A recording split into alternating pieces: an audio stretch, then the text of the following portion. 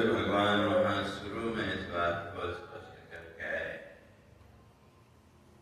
कि मैया सप्तमना पार्थ योगम युञ्जन मदाश्रय असंशयम समग्रम माम यथा ज्ञास्यसि तस्य। उससे पहले छठे अध्याय के अंत में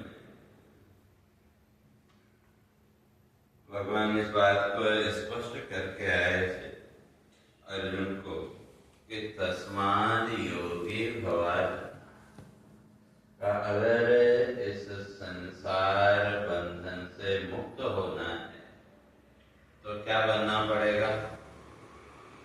योगी बनना पड़ेगा। अब योगी का 4 आसन कर लिए, थोड़ा प्राणायाम कर लिया और योगी हो गए, ऐसा नहीं। तो ठीक है, शरीर को स्वस्थ रखने का एक साधन। तो योगी का जिसने अपने मन को परमात्मा के साथ जोड़ा, जिसके मन में अब कोई दूसरी वृत्ति है ही नहीं, या जो उसके लिए प्रयास कर रहा है। अब उसमें फिर दूसरे जितने भी साधन है ये भी उसके साथ में आ गए। तो इसलिए भगवान कहते हैं कि तस्माद योगी हो। तो इसलिए तुमको योगी बनना पड़ेगा। क्यों? तो सबसे श्रेष्ठ संसार में कौन है? योगी, जो तपस्या करने वाले। तो उनसे भी श्रेष्ठ योगी है। तपस्या भी योग का ही अंग है, लेकिन सामान्यतया संसार में जो व्यक्ति है वो तपस्या करते हैं तो किसके लिए? किसी न किसी फल की प्राप्ति के लिए। या जो कुछ भी व्यक्ति तपस्या कर रहा है उस तपस्या के द्वारा कोई न कोई संसार का भाव तो मन में है, और कर्म भी आप करते हैं तो उस कर्म का जो फल है वो भी ज्यादा से ज्यादा। पुण्य कर्म आदि आपने किया तो वो पुण्य कर्म आदि आपको स्वर्ग तक ले जाए, और स्वर्ग में आप पहुंच भी गए तो वहां भी कितनी देर, जितनी देर का पुण्य हमारा वहां का होगा उतनी देर वहां रहने को मिलेगा। और जैसे ही वो पुण्य पूरा हुआ फिर लौट के फिर इसी संसार में आना पड़ेगा। तो इसलिए वो भगवान पिछले अध्याय के लास्ट श्लोक से पहले इस बात को स्पष्ट करके आए कि वो जो योगी है, वो जो कर्म करने वाले हैं, जो तपस्वी हैं या जो ज्ञानी, उन सबसे जो है तो जो योगी है वो श्रेष्ठ है। तो अब वो जो योगी जो है तो श्रेष्ठ कैसे हो गया? तो पहले तो योगी को समझो योग क्या है। तो योग का लक्षण महर्षि पतंजलि ने किया, योग चित्त वृत्ति निरोध। जिसने अपने मन की वृत्तियों को संसार से हटा करके उस परमात्मा के साथ जोड़ लिया। तो योग का अर्थ रहेगा वो 4 प्राणायाम आपने कर लिए या थोड़ा आसन आदि कर लिए तो आप योगी हो गए। लेकिन आज तो लोगों ने वही मान लिया, थोड़ा 2-4 आसन करना अच्छे से सीख गए, थोड़ा प्राणायाम आदि की विधि आपको आ गई तो लोगों ने अपने को क्या मान लिया? योगी मान लिया। लेकिन जब तक मन की वृत्ति परमात्मा के साथ नहीं जुड़ेगी तो तब तक भगवान कहते हैं वो योगी नहीं हो सकता। और योग का अर्थ ही क्या? चित्त वृत्ति निरोध। हमारी जो मन की वृत्ति है उस मन की वृत्ति को इस संसार भाव से ऊपर उठा करके उस परमात्मा के साथ जोड़ना। और अगर देखें तो आप भी रोज योग करते हैं, मंदिर में जो कुछ भी आप पूजा अर्चना जितनी देर भी करते हैं, उतनी देर आपने क्या किया? अपने मन की वृत्ति को संसार से हटा करके उस भगवान के साथ, परमात्मा के साथ जोड़ने का प्रयास किया कि अब कितनी सफलता मिली, कितनी नहीं मिली, वो एक अलग बात है, लेकिन प्रयास तो कर रहे हैं। तो इसलिए अगर सामान्य उसमें देखें तो सब योगी जो भी अपने मन की वृत्ति को उस परमात्मा के साथ जोड़ने का प्रयास कर रहा है, उसके जीवन में भी योग तो ठीक है, वो पूरी सफलता नहीं मिली कोई बात, लेकिन थोड़ी देर के लिए ही सही आपने अपनी मन की वृत्ति को संसार से रोका तो सही। तो वही हम इसलिए कहते हैं तस्माद योगी हो, इसलिए योगी बनो। अर्थात कहने का अर्थ है कि अभ्यास इतना दृढ़ हो कि फिर वहां दूसरी कोई वृत्ति आए ही नहीं, उस परमात्मा की वृत्ति के अलावा फिर कोई दूसरी वृत्ति, दूसरा भाव न रहे। तो फिर लोग प्रश्न करेंगे कि भाई अगर वही भाव रहा तो संसार कैसे चलेगा? हमको तो सबसे ज्यादा चिंता संसार की है कि उठते बैठते सबसे ज्यादा चिंता संसार की है। कहीं अगर हम ध्यान में चले गए या ज्यादा भगवान के साथ जुड़ गए तो संसार कैसे चले? और वो जो चिंता है, वो जो डर है, वो हमको आगे नहीं बढ़ने देते। थोड़ा सा विचार करके देखो, अभी जीवन में संसार भाव की दृढ़ता है, संसार भाव ज्यादा है, लेकिन फिर भी ईश्वर भाव भी है कि जब जरूरत आपको पड़ी, जरूरत के अनुसार आप अपने मन में उस ईश्वर भाव को लाते हैं कि तो संसार भाव होने पर भी आपका जो ईश्वर भाव है उसमें कोई दिक्कत आई है? सुबह जब आंख खुले, स्नान वगैरह किया, जो भी आपका नियम है तो वो आपने किया है। हाँ ठीक है, कभी कोई संसार भाव ज्यादा हो गया तो भले ही उस दिन वो आपकी जो भी पूजा अर्चना वो छूट जाती हो, लेकिन सामान्यतया अगर देखें तो आपके मन में संसार भाव दृढ़ होने पर भी जो ईश्वर का भाव है वो कम हुआ क्या? ईश्वर भाव भी है, तो उसी तरह से स्थिति को रखें।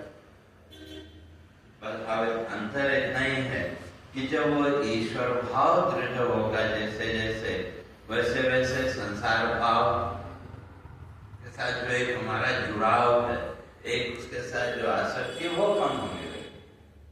लेकिन जरूरत के अनुसार वे जो संसार भाव, जैसे हम भगवान की पूजा अर्चना करते हैं, जैसे आज बसंत पंचमी और कई लोगों ने व्रत भी रखा होगा घर में, विशेष रूप से पूजा पाठ आदि जो भी किया, तो ये सब चीजें संसार भाव के रहने पर भी होती रही थी।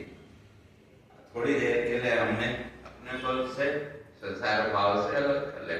भाई इसी तरह से तो ये समझ लो, अगर ईश्वर भाव हमारे जीवन में दृढ़ हो गया, मजबूत हो गया, तो ये संसार नहीं चलेगा ऐसा नहीं, संसार भी चलेगा। जरूरत के अनुसार हम उस संसार में गए, लेकिन ये संसार भाव फिर आपको सुखी दुखी नहीं कर पाएगा। तो अपने मन की स्थिति को उस लेवल पर ले जाना कि जहां हमको ये संसार भाव अब दुखी न कर पाए, परेशान न कर पाए। आपके चित्त की वो जो स्थिति है उसी का नाम है योगी, जिसने अपने मन को उस लेवल पर पहुंचा दिया। अब कैसे पहुंचाया? तो उसके लिए फिर महर्षि पतंजलि ने 8 साधन बता दिए। यम, नियम, आसन, प्राणायाम, प्रत्याहार, धारणा, ध्यान और समाधि। तो ये 8 प्रक्रियाएं उसकी है।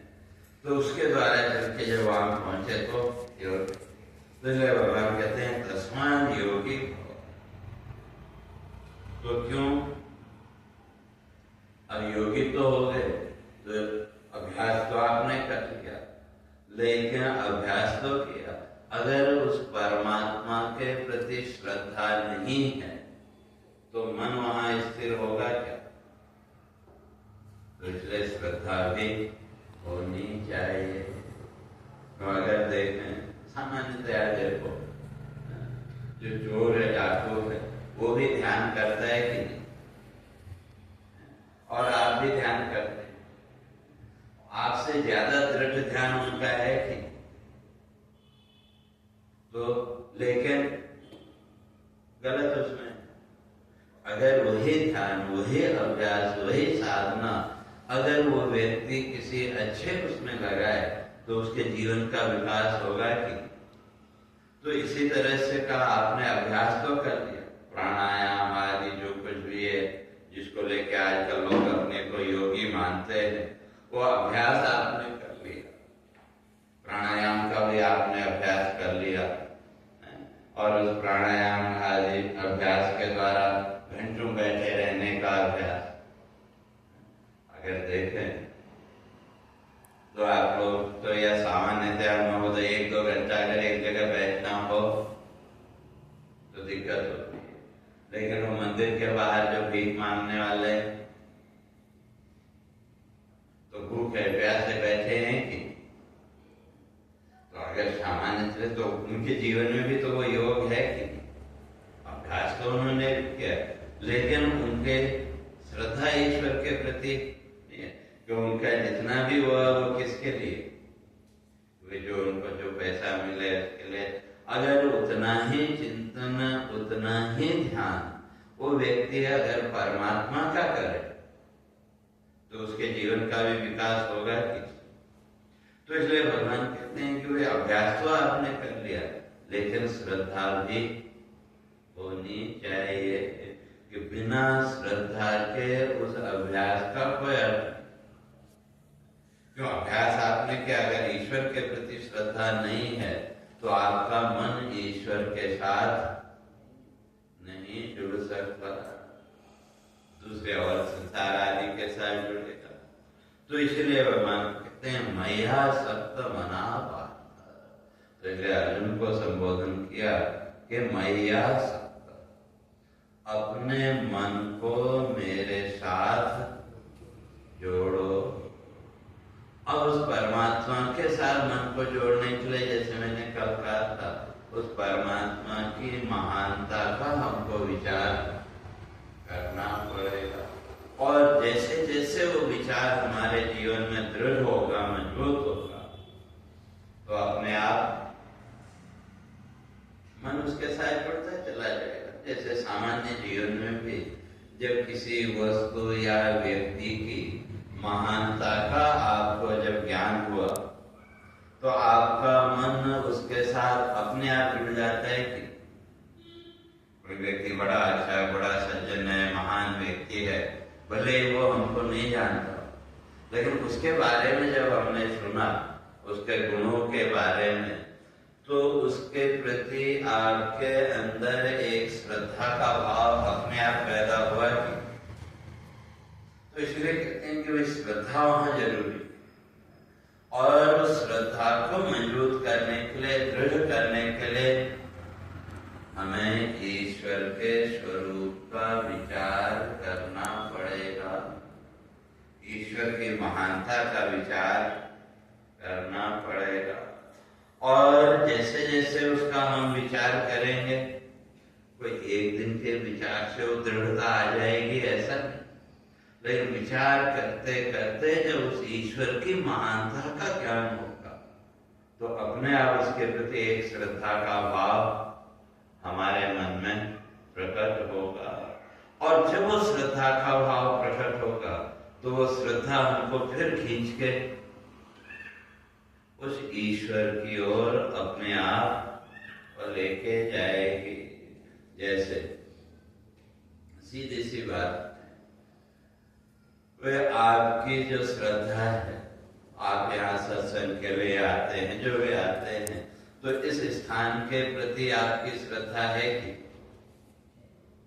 जितनी भी है, जो भी है, जो भी अपने लीला माता है, जिन्होंने भी वो किया, तो ये जो स्थान है, स्थान के प्रति श्रद्धा है। जो भी व्यक्ति यहाँ आया उसके प्रति जो श्रद्धा है वो दूसरे नंबर। पहली श्रद्धा किसके प्रति है? ये जो स्थान है, स्थान के प्रति। और जब इस स्थान के प्रति आपकी जो श्रद्धा है, वो जैसे ही समय हुआ सत्संग का या और भी जो कोई भी आयोजन होता है, तो वो समय होते ही आपका मन अपने आप इधर खींचने लगा कि ठीक है, कभी किसी कारण से आप नहीं आ पाए, वो अलग बात है, लेकिन जैसे ही वो समय हुआ तो आपका मन अपने आप इधर खींचने लगा कि तो वो किसका फल है? वो श्रद्धा का फल। और उस श्रद्धा के पीछे हमने जब इस स्थान के महत्व को समझा, स्थान के महत्व को जाना, तो हमारी उस श्रद्धा अपने आप प्रकट, और उस श्रद्धा ने हमारे मन को इधर समय जैसे हुआ अपने आप होती। और केवल इतना ही नहीं, भाई आप बेंगलोर से बाहर भी हैं तो तब भी आप यहाँ नहीं पहुंच सकते, लेकिन ज्यादा नहीं तो एक क्षण के लिए तो आपके मन की वृत्ति समय जैसे हुआ यहाँ आएगी, तो वो कौन खींच के लाया? अरे मतलब जो श्रद्धा, जितनी श्रद्धा है तो उसके अनुसार। तो इसलिए भगवान कहते हैं कि भाई जो भी कार्य आप करो उसमें श्रद्धा होनी जरूरी है। और श्रद्धा जब तक उस वस्तु का हमको ज्ञान नहीं होगा तब तक श्रद्धा नहीं होगी। अब उस ज्ञान के लिए उसको समझना पड़ेगा। अब चाहे वो ईश्वर हो, तो इसलिए भगवान कहते हैं कि मैया सक्त मना पात। तो इसलिए अपने मन को पहली बात तय करो कि मेरे साथ जोड़ो। अब मन को उस परमात्मा के साथ जोड़ने का फल मैंने पिछले साल भी बताया था। क्यों हमारे जीवन में जो कुछ भी कार्य हम करते हैं संसार में, फल के रूप में हमारे सामने केवल दो ही चीजें, सुख और दुख। और हमारा जो मन संसार में अभी लगा हुआ है या हमने लगा रखा है संसार के जो भी कार्यों में, वहां भी अपेक्षा क्या है? सुख की इच्छा है। संसार में जो भी हमारा मन दौड़ रहा है खेलने, या हमने लगा रखा है भाई ये करूं तो ऐसा होगा, ये करूं तो ऐसा होगा, प्रत्येक कार्य के पीछे भाव क्या है? सुख का। लेकिन संसार के जितने भी कार्य हैं उन्होंने हमको सुख दिया, दोनों चीजें दी, सुख भी दिया और दुख भी दिया। तो संसार के जितने भी कार्य हैं उनसे हमको ये दो किया हमने, एक के लिए। जो भी कार्य हमने किया वो किसके लिए? सुख के लिए। लेकिन मिला क्या? सुख और दुख दोनों। और जब सुख और दुख दोनों ही मिले तो हमारा मन हमेशा अशांत।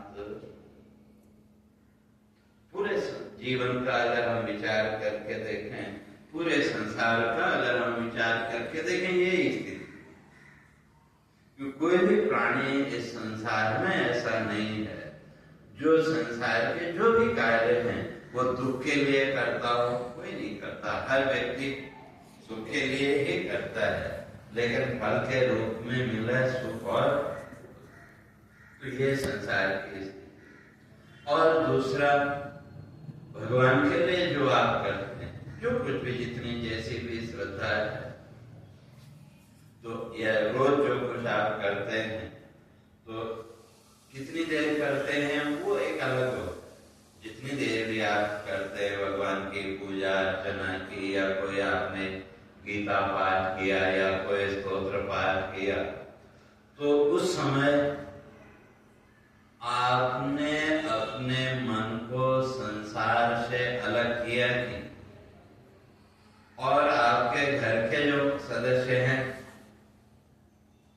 तो उनको भी पता है कि भाई दादी जो है तो आधा घंटा मंदिर में पूजा करेगी और करेगी, तो उतनी देर आपके घर के जो सदस्य हैं वो भी आपको डिस्टर्ब नहीं करते, तो उनका भी सपोर्ट मिला कि और आपने उतनी देर क्या की, अपने मन को इस संसार भाव से ऊपर उठा करके उस ईश्वर भाव के साथ जोड़ने का प्रयास किया।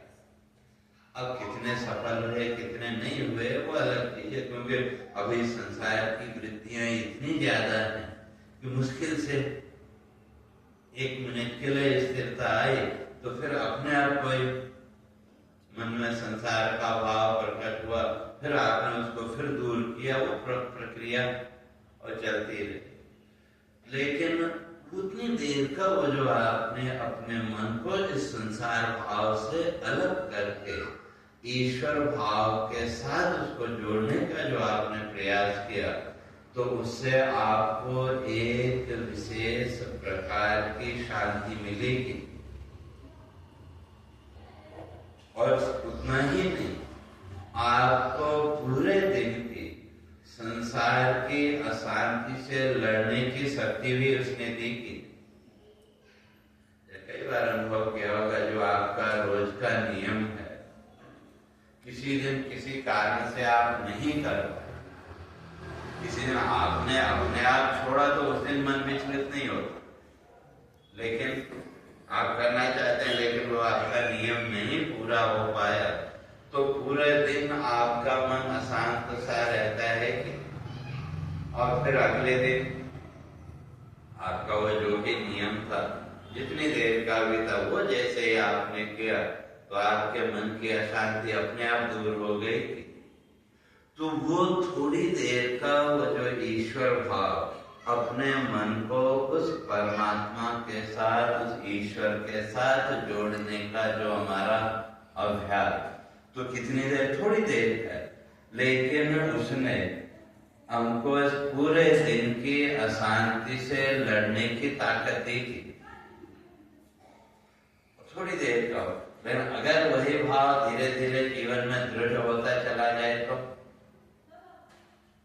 अपने आप जीवन में शांति आएगी, प्रसन्नता का। तो कहने का अर्थ ये कि संसार के साथ जो हमने मन को जोड़ा, तो उन संसार के कार्यों ने हमको सुख और दुख, दो चीजें, और जब उस मन को हमने ईश्वर के साथ, परमात्मा के साथ जोड़ा, तो वहां से भी दो चीजें, सुख और शांति।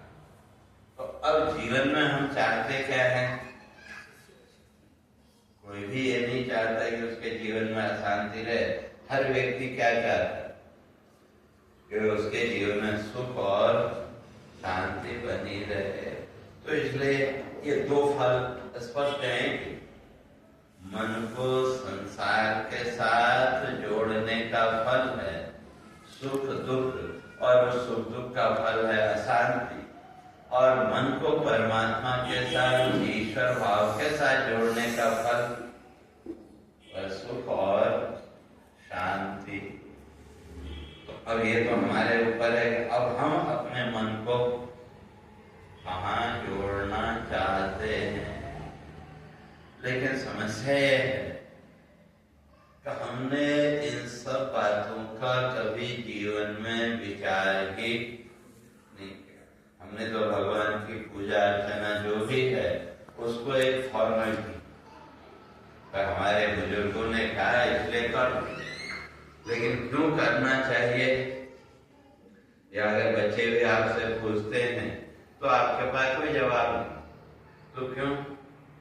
उससे हमको जो मिल रहा है हमने कभी उस पर ध्यान ही नहीं।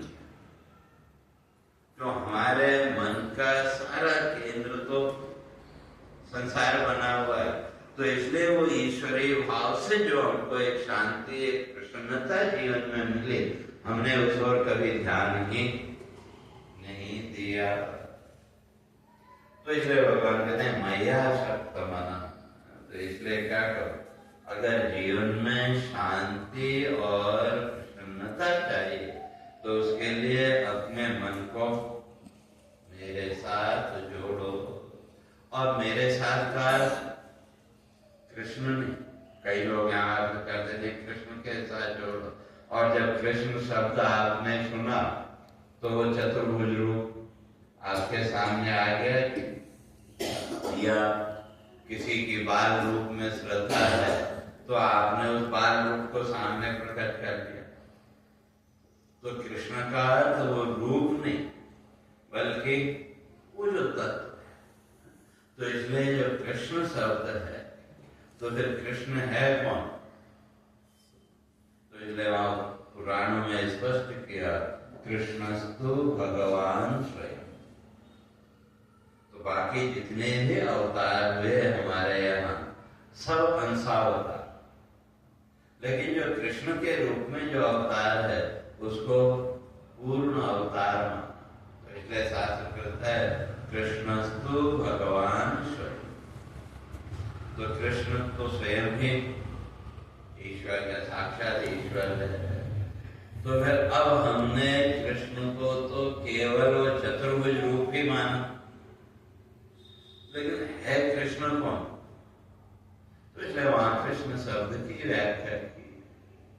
तो कृष्ण शब्द में दो अक्षर, कृष्ण और ण।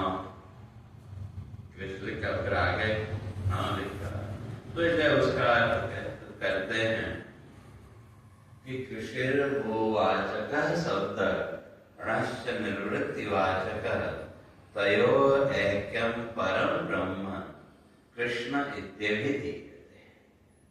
तो जो कृष्ण शब्द में कृष्ण है, कहते हैं वो किसका प्रतीक? भू, सत्ता, एग्जिस्टेंस। और कैसे सत्ता? कारणश्च निवृत्ति, निवृत्ति है आनंद। तो जो आनंदात्मक जो सत्ता है तो उसका नाम कृष्ण, सत्ता और आनंद। तो इसलिए तयोर एक दोनों को मिला दो तो कहते हैं वो क्या बन गया? वो कृष्ण। और वो आनंद कहाँ से मिला? वो आनंदात्मक जो सत्ता है वो कहाँ है? आनंद तो हमारे अंदर ही। बाहरी वस्तुएं तो केवल उसको प्रकट करने का माध्यम, लेकिन आनंद का जो स्रोत है वो तो हमारे अंदर ही है। और उस आनंद के आधार पर तो तीन प्रकार के प्राणी संसार में, एक वो है जो आनंद की खोज में, और दूसरे वो हैं जो सुख की खोज में, और तीसरे वो हैं जिनके जीवन में न आनंद की खोज और न सुख की खोज। जिनके जीवन में न आनंद की खोज है और न सुख की खोज है, ऐसे जो जीव हैं उनको कहा पशु। समय के अनुसार जो मिला वो उतने में, तो ऐसे जो जीव हैं वो पशु। तो जो पशु पक्षी हैं वो कुछ करते हैं क्या?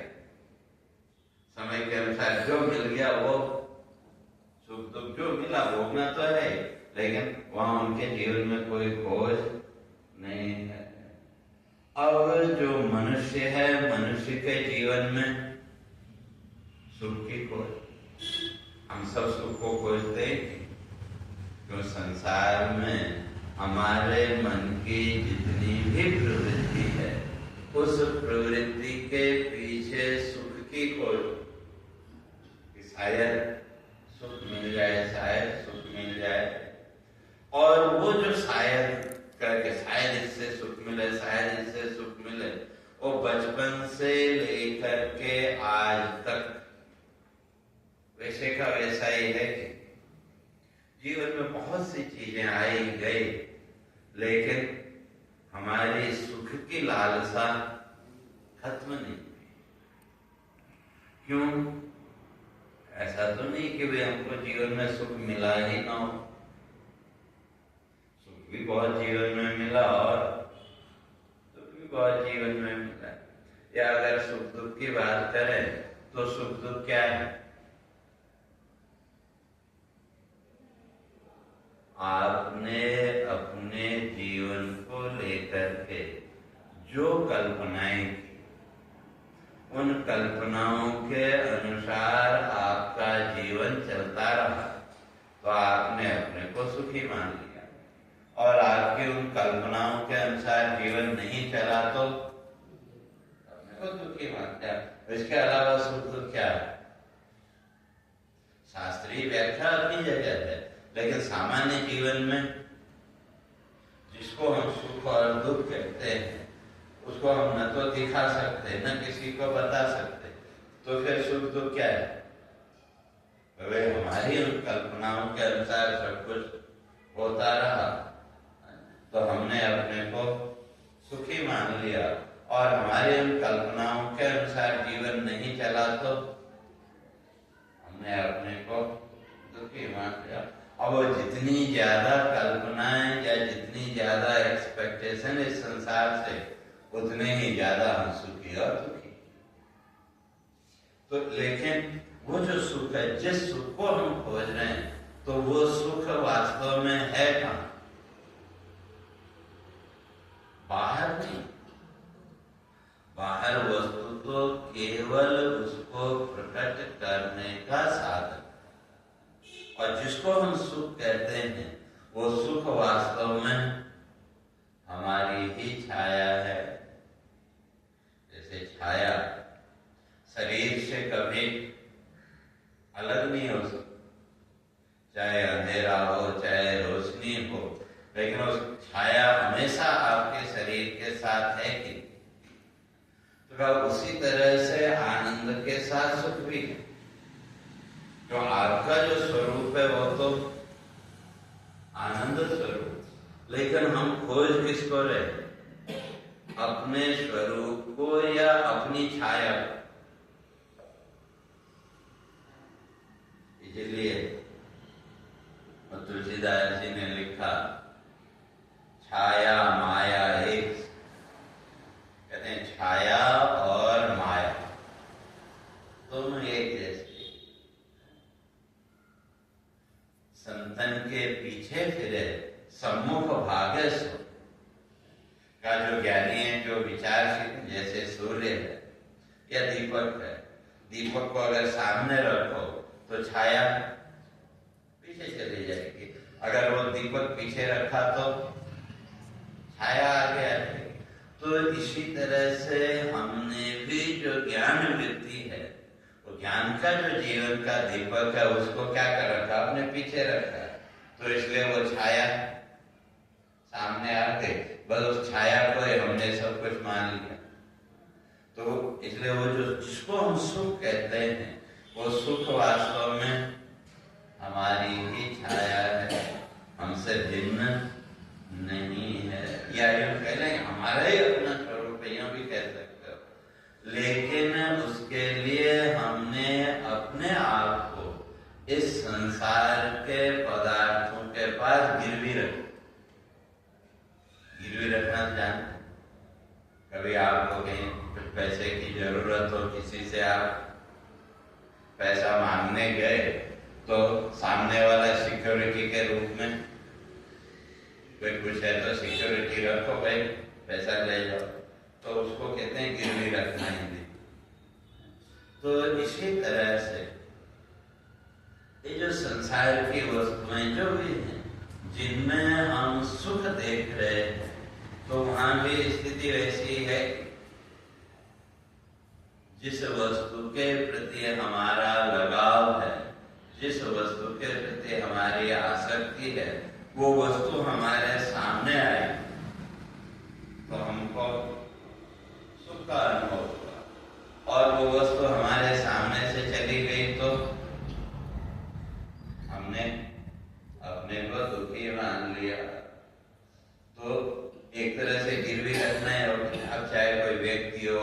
वो जो कुछ भी है, या हमारी जो भी कल्पना है कि ऐसा होगा तो मैं बड़ा सुखी होगा, तो ऐसा हो गया, तो हमने थोड़ी देर के लिए हमारी उस सुख की कल्पना साकार हो गई। लेकिन कितनी देर रहा? थोड़ी देर, फिर थोड़ी देर बाद स्थिति वही। तो इसलिए जो सुख की खोज में है, अब वो मनुष्य, सामान्य जो मनुष्य है, वो सुख की खोज में रात दिन दौड़ता है। और सुख भी कैसा चाहिए? एक बार जीवन में आ जाए तो फिर जाए नहीं। लेकिन ऐसा आज तक तो हुआ नहीं। लेकिन फिर भी जो है, तो जो मनुष्य है, अर्थात जो जीवन में विचार नहीं करता, वो उसके पीछे ही दौड़ता रहता है, उसको कहा मनुष्य। और तीसरे हैं ज्ञानी, विचारशील व्यक्ति, जो आनंद की खोज में है। अब वो जो आनंद है, वो आनंद आपका अपना ही स्वरूप, और कहीं अन्यत्र से वो मिलने वाला नहीं है। अब उसकी अनुभूति भी जीवन में हुई, नहीं हुई ऐसा नहीं मैं कहता, जरूर कभी कभी तो हुई होगी। जैसे आप यहाँ आते हैं, अभी सत्संग के बाद आरती वगैरह होती, या कभी किसी तिथि पर्व में, तो जब आरती हुई तो उस समय घंटी घड़ियाल वो भी बजते। और कभी अनुभव किया होगा, किसी बड़े मंदिर में आप गए, आरती हो रही, या रोज आप जाते हैं, तो कभी कभी इतने आप तल्लीन हो जाते हैं कि आपको अपने शरीर की सुध-बुध भी नहीं रहती। और जैसे ही वो आरती या घंटा वगैरह बजना बंद होगा, तो तुरंत आप अपने उसमें आ गए कि सर्दी गर्मी आदि सबका बोल। लेकिन थोड़ी देर के लिए आप इस शरीर की भी सुध-बुध भूल गए। तो या यूं कहें, थोड़ी देर के लिए आपने अपने को इस शरीर भाव से ऊपर उठा, और किसके साथ जुड़े? सामने जो भी मूर्ति है, जो भी आरती वगैरह हो रही है। और फिर जैसे वो आरती वगैरह पूरी गई, तो तुरंत शरीर भाव में जब आए, तो तब बाद में आप क्या बोलते? आज तो बड़ा आनंद आया। तो वो आनंद कहां से आया? तो जब आपने अपने आप को इस शरीर भाव से भी ऊपर उठाया। अब वहां यह है कि वे कैसे उठ गए हमको पता नहीं। हमारी वो तल्लीनता हुई, जो भी वो म्यूजिक था, जो भी संगीत या आरती, या वो जो भी दृश्य, या आप लोग हरिद्वार वगैरह उधर गए, गंगा आरती देखने जाते हैं, तो वहां इतने तल्लीन हो जाते हैं कि थोड़ी देर के लिए सब शरीर की सुध-बुध भी आप भूल गए। या दूसरे शब्दों में कहें कि थोड़ी देर के लिए आपने स्वयं को इस शरीर भाव से ऊपर उठा लिया, और तब आप कहते हैं कि आज तो बड़ा आनंद आया। तो कहने का अर्थ यह है कि अगर उस आनंद की जीवन में अनुभूति करनी है, तो हमें भी अपने को अपनी साधना के द्वारा, अपने प्रयास के द्वारा स्वयं को इस शरीर भाव से ऊपर उठाना पड़ेगा। क्यों? जब तक इस शरीर भाव में बंधे हैं, तो तब तक सुख दुख, तब तक आनंद नहीं मिल सकता। अब इस शरीर भाव से अपने को ऊपर उठाने के लिए भगवान कहते हैं, मैया सकता मन। अपने मन को क्या करो? अब मेरे साथ जोड़ो। जो अभी आपने मन को इस शरीर के साथ जोड़ रखा है, तो उसी मन को किसके साथ जोड़ना? भगवान कहते हैं मेरे साथ जोड़ो। और मैं कहाँ हूं? गीता के 18वें अध्याय में भगवान ने स्पष्ट किया, ईश्वर सर्वभूतानां हृदय। वो जो ईश्वर है, वो जो कृष्ण तत्व है, वो कहीं अन्यत्र है ऐसा नहीं। कब आप सभी प्राणियों के, सभी शरीरधारियों के कहाँ हृदय प्रदेश का, सबके हृदय में तो मैं बैठा हूं, मेरे अतिरिक्त और कोई और है ही नहीं। तो इसलिए उस कृष्ण तत्व के साथ या उस ईश्वर तत्व के साथ मन जोड़ने के लिए कहीं अन्यत्र जाने की भी जरूरत नहीं। फिर कई लोग आजकल ये छोटी सी बातें सुन ली कि वे मंदिर क्यों जाना है, फिर सब अपने अंदर। तो लेकिन वो जो भी मंदिर या आजकल जो बच्चे हैं वो वे क्यों जाना, वो जो अभ्यास है मन को जोड़ने का अभ्यास, वो तो पहले किसी प्रतीक के माध्यम से ही करना पड़ेगा कि क्यों सीधे सीधे आप अगर अंदर जाने की बात करें तो वो संभव नहीं।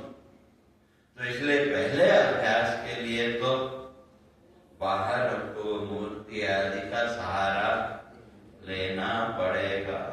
तो अब वो बाहर आप मंदिर में गए तो मंदिर में वही अभ्यास करते हैं, तो उसके द्वारा धीरे धीरे आपका जब अभ्यास दृढ़ हुआ, जब आपका अभ्यास हो गया, तो अब जिस रूप को आप बाहर देख रहे थे, बाहर जिस रूप में आपने अपने मन को स्थिर किया था, अब उसी रूप को धीरे धीरे अपने अंदर लेके आना, तो उसी का नाम है भजन। भजन का चार, किसी के लिखे हुए 4 भजन आपने बोल दिए तो हम सोचते हैं कि बड़ी भक्ति होगी, बल्कि जिस रूप को अभी हम बाहर देख रहे थे, अब उसी रूप को धीरे धीरे अपने हृदय में स्थापित करना। और जब उस रूप को आपने अपने हृदय में स्थापित किया तो मन उसके साथ वहां भी जुड़ेगा कि, और जिस दिन वो स्थिति जीवन में आ गई, उस दिन संसार का जो सुख दुख है वो भी छूट जाएगा, और आप इस शरीर में रहते हुए भी इस शरीर भाव से ऊपर उठ गए। तो इसका फिर जो शरीर का जो सुख दुख आदि है वो आपको विचलित नहीं करेगा।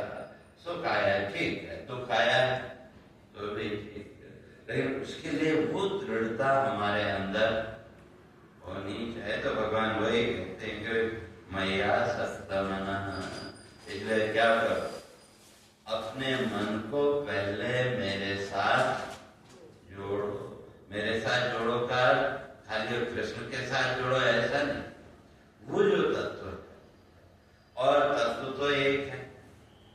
इसलिए आपकी जिस किसी भी रूप में श्रद्धा, आप यहाँ आते हैं दर्शन करने तो अलग अलग मूर्तियां हैं कि, या किसी और दूसरे मंदिर में भी गए तो वहां मूर्तियां अलग अलग। आपकी सामान्य श्रद्धा सबके प्रति है, लेकिन विशेष श्रद्धा किसी एक के, किसी की कृष्ण के प्रति है, किसी की शिव के प्रति है, किसी की राम के प्रति है। जो भी आपके हृदय की विशेष श्रद्धा का भाव है वो किसी एक के प्रति। सामान्य जो श्रद्धा है वो जितने भी ईश्वर के रूप में सबके प्रति सामान्य श्रद्धा हमारे सबके अंदर है, लेकिन विशेष श्रद्धा का भाव किसी एक के प्रति। तो जिस किसी भी रूप के प्रति आपका विशेष श्रद्धा का भाव है तो क्या वहां अपने मन को जोड़ने का प्रयास करो तो वो आसानी से जुड़ेगा। लेकिन समस्या ये है हमने कभी उसका प्रयास ही नहीं, या हमने कभी अपने मन को टटोला ही नहीं कि वहां किसके प्रति सहज श्रद्धा का भाव। हम तो जो जिसने जैसा बताया, अब आजकल तो वो यूट्यूब और सब वो हो गया, सब उल्टी सीधी बातें लोग डालते रहते हैं और लोगों ने उसी को प्रामाणिक मान लिया।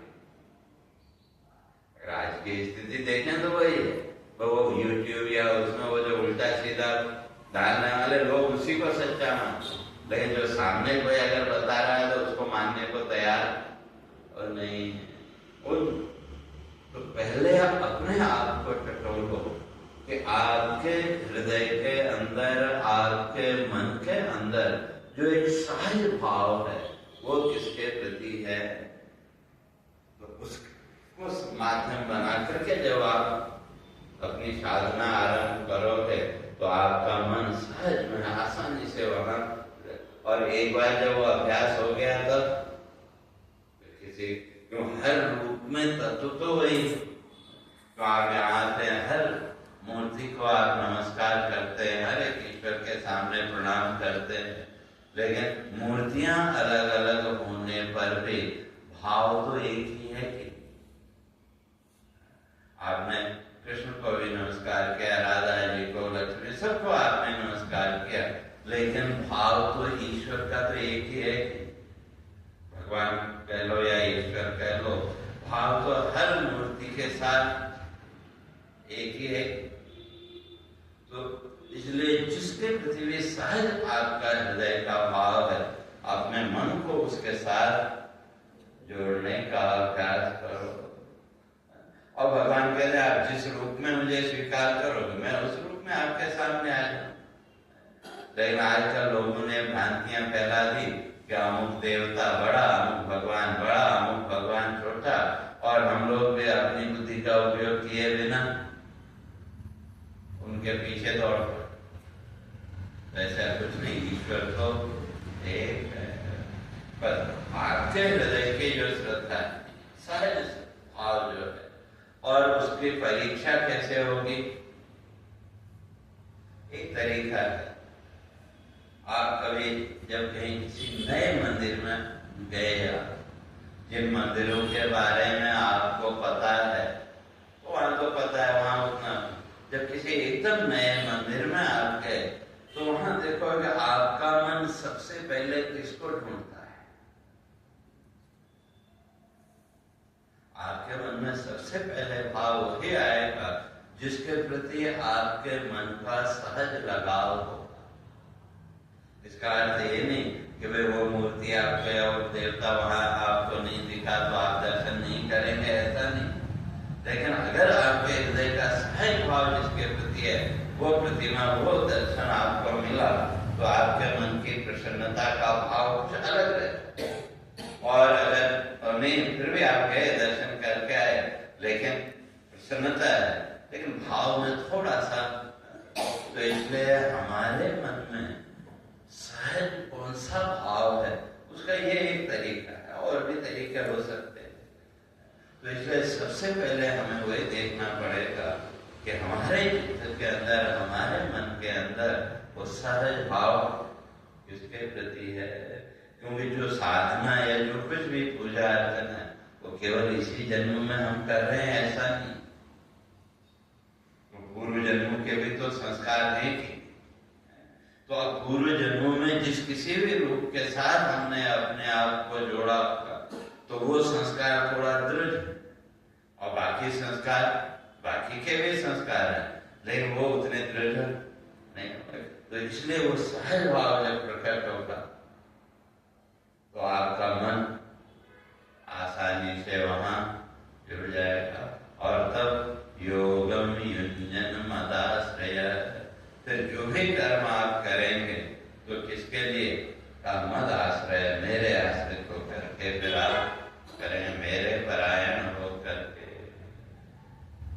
तो अब वो सब होगा कैसे? तो भगवान कहते हैं कि इस अध्याय में मैं वो सब बातें तुमको बताऊं। इसलिए असंशयम समग्रम माम यथा ज्ञान से तस्रणु, मुझे तुम कैसे जान सकते हो? अर्थात वो जो ईश्वर का जो स्वरूप है, उस ईश्वर स्वरूप को तुम कैसे जान सकते हो, और कैसा? असंशय, संशय से रहे, जहाँ पे कोई संशय न रहे उस ईश्वर के विषय में, तो तुम कैसे उसे जान सकते हो? भगवान कहते हैं तस्रणु, को मैं तुमको बताऊंगा। तो क्या है? तो उसकी चर्चा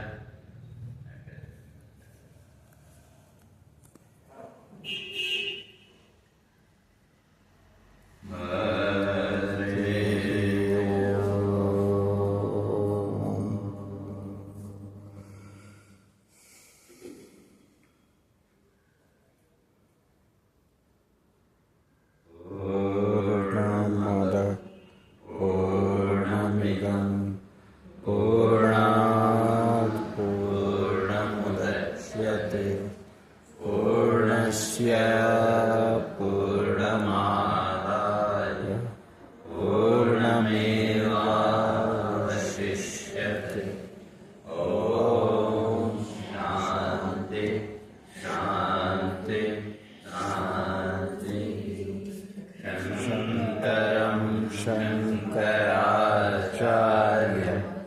केशवं बादरायणं